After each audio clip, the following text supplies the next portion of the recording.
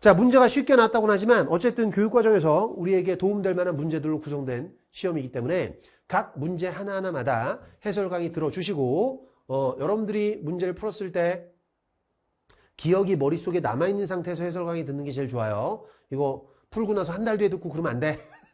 알겠지? 그리고 맞은 문제들도 본인이 올바르게 풀어서 맞은 건지 얻어 걸려서 맞은 건지에 대한 구분 정확하게 해주시고, 문제를 풀 때 어떤 개념 원리를 알아야지만 풀 수 있고 어떤 부분을 모르면 못 푸는 건지에 대한 점검 꼭 반드시 해주시고, 오케이? 틀렸던 문제들이라면 실수해서 틀렸는지, 잘못 읽어 틀렸는지, 진짜 맞출 수 있었는데 진짜 머리에 뭐가 씌워가지고 틀렸는지, 아니면 애초에 몰라서 틀렸는지, 잘못 알고 틀렸는지 등등 원인 분석해 주시는 거 잊지 마시고. 아시겠죠? 좋습니다. 1번부터 바로 들어갑니다. 다음은 판구조론이 정립되는 과정에서 등장한 이론에 대하여 학생 ABC가 나눈 대화를 나타내는 것이다. 자, 대륙이동설, 백연호의 대륙이동설이죠. 열점 설명할 수 없지. 대륙이동설에서 열점 관련 얘기는 아예 언급이 없습니다. 자, 해양자학장설, 백연호가 주장한 이론 아니죠. 백연호는 대륙이동설 주장했지. 그리고 얘랑 얘 사이에 멘틀 대륙설도 하나 살짝 껴있긴 하죠. 자, 니은의 등장은 음양측 신법이라는 해저 탐사 기술의 발전과 관련이 있다. 관련이 있어요. 해양조학장설이 등장하기 전에 해저 지형에 대한 어떤 분석이 끝난 다음이거든. 그래? 물론 이것뿐만 아니라 여러 가지 탐사 기술이 또 뒷받침되었기 때문에 해양조학장설이 등장할 수 있게 되었던 점 알아주시면 되겠습니다. 자, 정답 3번 C 됐고, 2번 가는 바람에 의해 모래가 쌓이는 과정에서 형성된 퇴적층의 단면, 그런데 수직 단면이죠. 사층리 구조가 나타나고 있습니다. 그 다음 나는 탐사선이 찍은 화성에서의 건열 모습. 화성에서의 건열 모습이래요. 화성에도 건열이 있네. 좋습니다. 자, 옳은 거 찾으래요. 가에는 사층리, 그림 보고 사층리인 거 알 수 있고, 니은 나는 과거 화성에 물이 있었다는 증거가 될 수 있다. 있는 거예요. 건열은 여러분들 점토질로 이루어진 고온 입자로 이루어진 그 퇴적층이 물속에 잠겨 있었던 거야. 오케이? 그 다음에 이 물이 다 말라 비틀어져서 막 건조한 상태에서 물이 다 말라 비틀어졌을 때 쩍쩍 갈라지는 구조가 만들어지는 그게 건열이거든. 됐습니까?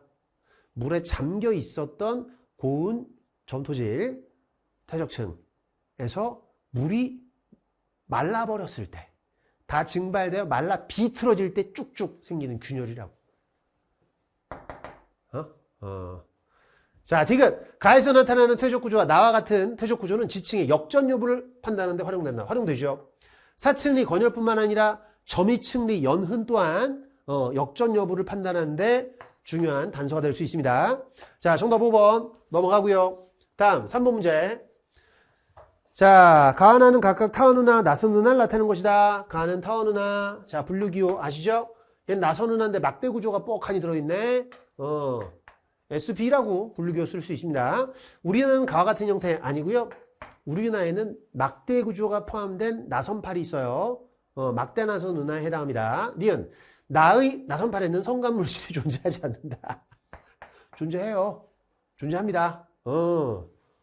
그리고 이 중앙부보다 있잖아. 은하 원반 나선팔 쪽에 성간물질이 좀 더 많은 비율로 포함되어 있어요. 그래서 이 나선팔 쪽에 성간물질로부터 갓 태어난 젊은 별들 더 많이 있는 편이고, 이쪽에는 조금 나이 많은 늙은 별들이 많이 있는 편이고. 자, 디귿 맞을 수밖에 없겠네. 은하를 구성하는 별의 평균 표면 온도는 가가 나보다 낮다. 타원 은하는 별의 평균 표면 온도가 낮고 색깔도 전체적으로 조금 붉으스름한 색깔을 다 띄고 있습니다. 그리고 별의 평균 연령도 좀 많은 편이에요. 오케이? 조금 나이 많은 저온의 늙은 별들이 주로 있다. 그리고 은하 내 성간물질이 차지하는 비율이 다른 형태의 은하보다 타원 은하가 조금 적은 거, 이런 것들 암기해야 되는 겁니다. 자, 정답 3번 디귿 넘어가고요. 다음 4번 문제. 그린 가는 빅뱅 이후 일어난 주요 사건을 시간 순서대로 나타내는 것. 나는 기억 이전과 이후에 빛이 우주 공간을 진행하는 모습을 A와 B로 순서 없이 나타낸 것이다. 좋습니다. 뭐 가는 그림 보시면 되겠고요. 나 같은 경우는 지금 보니까 양성자, 전자, 빛 이렇게 각각 기호가 나와 있는데, 나의 B는 양성자랑 전자가 따로따로 떨어져 있어. 그리고 빛이 가다가 말아. 가다가 막 전자에 부딪혀요. 이런 상황을 나타내는 그림인 거야. 그래서 B는 우주가 불투명한 상태를 나타내는 그러한 모식도가 되는 거예요. 전자랑 양성자가 결합하기 이전 상황인 거죠. 반면 A는 자 전자랑 양성자가 결합을 했습니다. 맞아? 중성 수소가 만들어진 거야 지금. 응? 중성 원자가 만들어져 있는 모습을 나타내는 거고 빛이 쭉쭉쭉쭉 갈 길을 가는 거지. 이때는 우주가 투명한 상태라는 걸 나타내는 그림이 되는 거예요. 오케이? 자, 이 그림 이미 기출문제에서 언급된 사례가 있었습니다. 그림 구분할 수 있어야 돼. 자, 그리고 지금 제시한 게 기억 이전 이후라고 했기 때문에 사건의 순서는 이게 먼저 이게 나중이잖아. 그럼 B가 기억 이전, A는 기억 이후라고 볼 수 있고 기억에 해당하는 사건이 뭐냐? 이게 바로 중성 원자가 만들어진 그런 사건이죠. 우주 나이 38만 년일 때, 우주 온도 3000 켈빈일 때, 됐어? 그래서 기억, 원자 형성은 기억에 해당한다. 맞습니다. 선생님, 중성 원자라고 해야 되는 거 아닙니까? 아니에요. 원자가 그냥 중성이야, 중성. 단지 이제 양성자랑 전자가 결합해서 전기를 띠고 있었던 입자들이 전기를 안 띠게 됐다는 걸 강조하기 위해서 여기 중성이라는 글자를 굳이 붙여서 표현하는 것이긴 한데, 원자의 형성, 중성 원자의 형성 같은 말입니다. 오케이? 자, 기억 맞는 거고. 니은 우주의 온도는 A일 때가 B일 때보다 높다? 시간이 지남에 따라 우주의 온도는 점점 낮아지니까 B일 때가 우주의 온도가 더 높은 거죠. A가 우주 온도가 더 낮은 겁니다. 됐고, T기간에 우주의 모든 지점은 서로 정보 교환이 가능하였다? 우주의 모든 지점에서 서로 정보 교환이 가능할 수 있는 상황은 급팽창이 일어나기 전이에요. 맞지? 그럼 급팽창은 대폭발 이후 10의 마이너스 36승초에서 10의 마이너스 34승초 그 사이에 급팽창이 있었거든. 대략 10의 마이너스 35승초 언저리에서. 그리고 이제 급팽창이 종료가 돼요. 급팽창 이후에는 우주의 모든 지점에서 서로 정보 교환이 가능하지 않아. 근데 T기간이라고 했거든요. 중요한 건 양성자 생성이 우주 나이 언제인지 이게 중요한 게 아니고 이게 우주 나이 38만 년일 때니까 T기간은 아무리 봐도 급팽창 이후 상황이다라고 우리가 볼 수밖에 없는 거라고. 안 그래? 따라서 T기간의 우주의 모든 지점에서 서로 정보 교환이 가능하였다라는 건 적절하지 않은 표현이 되는 거예요. 됐습니까? 그 정답이 1번 되는 거라고. 참고로 지구과학원에서의 양성자 생성 시점이 크게 강조되거나 중요하게 다뤄지진 않아요.